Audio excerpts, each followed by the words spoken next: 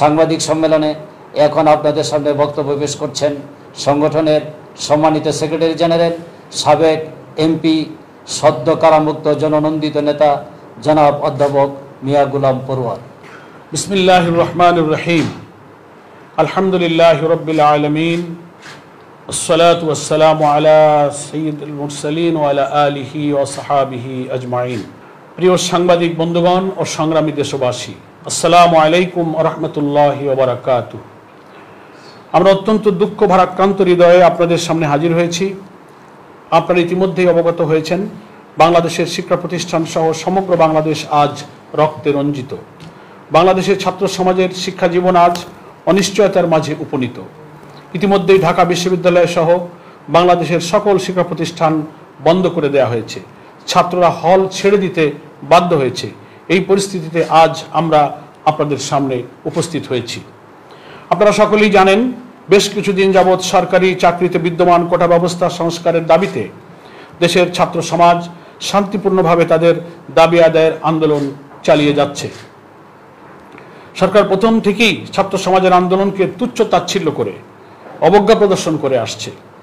দেশের শিক্ষক সমাজ, সাংবাদিক, বুদ্ধিজীবী, আইনজীবী, ওলামায়ে কেরাম সহ দেশের বিভিন্ন রাজনৈতিক দল সমূহ ছাত্র সমাজের আন্দোলনের প্রতি সমর্থন দেওয়ার কারণে ছাত্র সমাজের আন্দোলন একটি সিদ্ধান্তকারী পর্যায়ে পৌঁছেছে। সরকার ছাত্র সমাজের আন্দোলনের যৌক্তিক সমাধান না করে সংবিধান ও আইনের আদালতের দোহাই দিয়ে পরিস্থিতিকে জটিল করে তুলেছে। প্রধানমন্ত্রী শেখ হাসিনা গত 14 জুলাই গণভবনে আয়োজিত এক সংবাদ সম্মেলনে আন্দোলনকারী ছাত্র সমাজকে রাজাকারের নাতিপুতি আখ্যা দিয়ে কটাক্ষপূর্ণ মন্তব্য করেছেন। আওয়ামী লীগের সাধারণ সম্পাদক ও সেতুমন্ত্রী ওবায়দুল কাদের গত 15 জুলাই আওয়ামী লীগের ধানমন্দির অফিসে আয়োজিত এক সংবাদ সম্মেলনে বলেছেন যে আত্মস্বীকৃত রাজাকারদের জবাব দিতে ছাত্রলীগই যথেষ্ট। পররাষ্ট্রমন্ত্রী ডক্টর হাসান মাহমুদ এবং আইনমন্ত্রী আনিসুল হক ছাত্রছাত্রী ও তাদের পিতামাতাকে কটাক্ষ করে তাদের সম্পর্কে অবমাননাকর মন্তব্য ছুড়ে দিয়ে শান্তিপূর্ণ পরিবেশকে উত্তপ্ত করে তুলেছেন।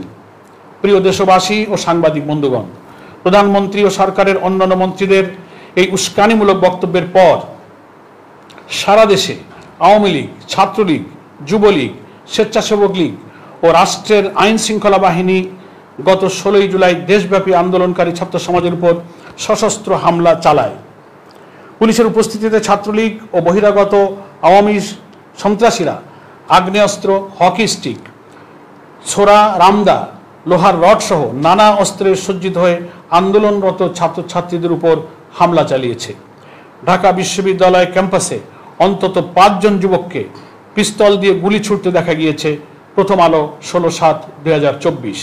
চট্টগ্রামের স্বেচ্ছাসেবক লীগ নেতা মোহাম্মদ দেলোয়ারের হাতে আগ্নেয়াস্ত্র ছিল এবং নুরুল আজিম রনির নেতৃত্বে হামলা চালানো হয়েছিল। মানব জমিন 17/7/2024। ঢাকা কলেজের ছাত্রলীগের সাবেক নেতা হাসানকে পিস্তল দিয়ে হামলা চালাতে দেখা গিয়েছে। তার বাড়ি গোপালগঞ্জ।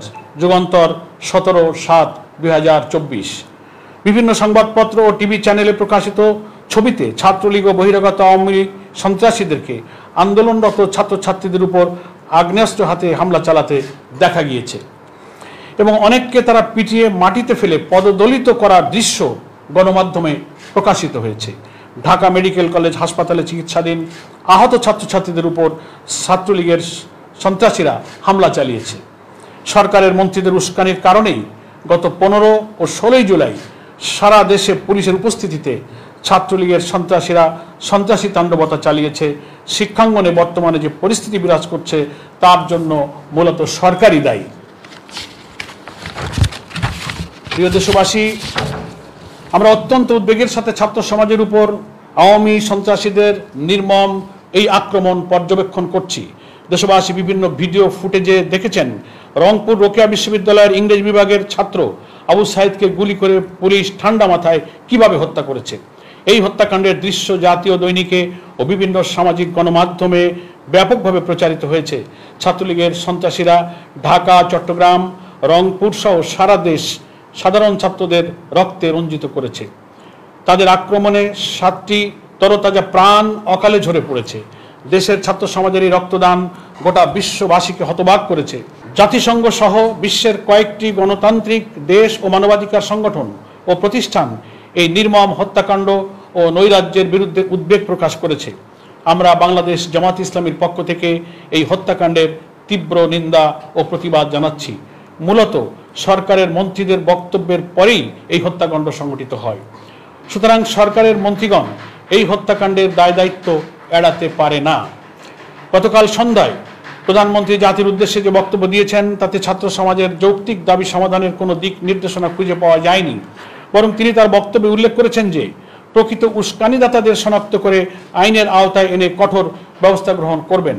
আমরা বলতে চাই, সরকারের মন্ত্রীদের উস্কানিমূলক বক্তব্য ও দলীয় সন্ত্রাসীদের তাণ্ডবতার সচিত্র প্রতিবেদন পত্রপত্রিকায় খুঁজলেই বোঝা যাবে হামলাকারী কারা ও উস্কানিদাতা কারা। আমরা নিরপেক্ষ তদন্তের মাধ্যমে প্রকৃত খুনিদের শনাক্ত করে তাদের বিরুদ্ধে কঠোর আইনানুগ ব্যবস্থা গ্রহণের জন্য আহ্বান জানাচ্ছি।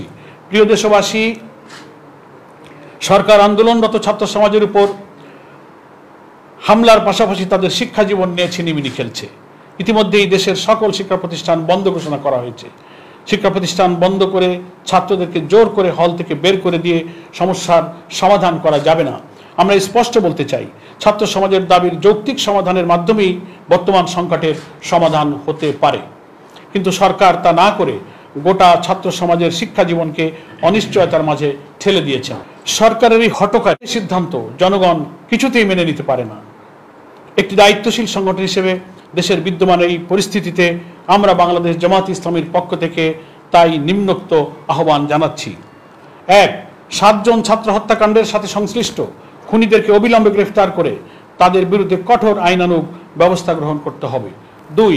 আন্দোলনরত ছাত্রছাত্রীদের দাবিসমূহ বিবেচনায় নিয়ে অবিলম্বে তার যৌক্তিক সমাধান করতে হবে। ৩. অবিলম্বে সকল শিক্ষা প্রতিষ্ঠান খুলে দিয়ে ভবিষ্যৎ প্রজন্মের শিক্ষা জীবন রক্ষা করতে হবে। ৪. যারা সশস্ত্র হামলার নেতৃত্ব দিয়েছে ও হাজার হাজার ছাত্রকে আহত করেছে তাদের বিরুদ্ধে আইনানুগ পদক্ষেপ গ্রহণ করতে হবে। ৫. নিহতদের পরিবারকে উপযুক্ত আর্থিক ক্ষতিপূরণ দিতে হবে এবং আহতদের সুচিকিৎসার ব্যবস্থা করতে হবে। প্রিয় দেশবাসী, জাতির এই ক্রান্তি লগ্নে দল মত নির্বিশেষে রাজনৈতিক সংকীর্ণতার ঊর্ধ্বে উঠে আমাদের ভবিষ্যৎ প্রজন্মকে রক্ষা করার জন্য সন্ত্রাস ও নৈরাজ্য সৃষ্টিকারীদের বিরুদ্ধে সোচ্চার হতে হবে এবং সকল ধরনের তাণ্ডবতার বিরুদ্ধে ঐক্যবদ্ধ প্রতিরোধ গড়ে তুলতে হবে।